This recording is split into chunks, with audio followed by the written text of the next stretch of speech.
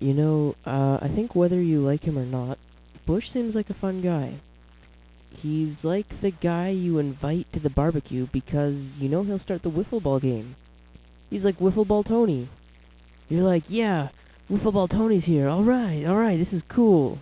And then some days somebody's like, we're gonna put Tony in charge of everything.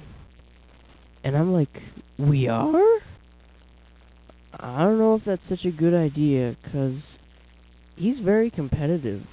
Like, he starts going into the neighbor's lawn and challenging them to wiffle ball games. And he's like, I hear you want to play wiffle ball, biatches. And they're like, we never said that. But he starts chucking hamburgers at them, and we're like, Tony, what are you doing, man? And he's like, they were going to chuck hamburgers at me. And then it turns out they don't even have hamburgers.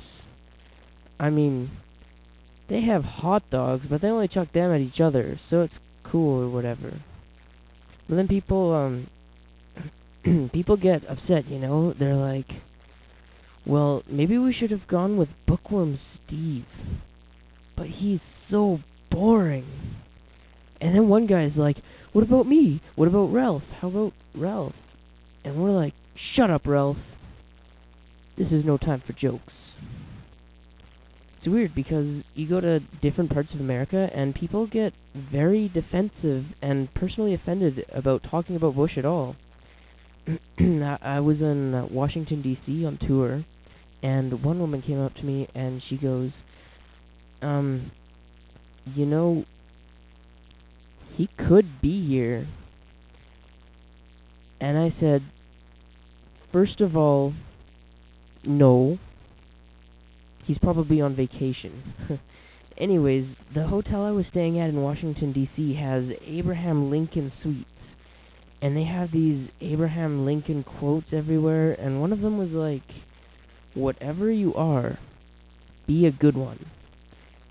And I just don't feel like he should get credit for generalities like that. Just like, how are ya? Abraham Lincoln. Good to see you. Abraham Lincoln.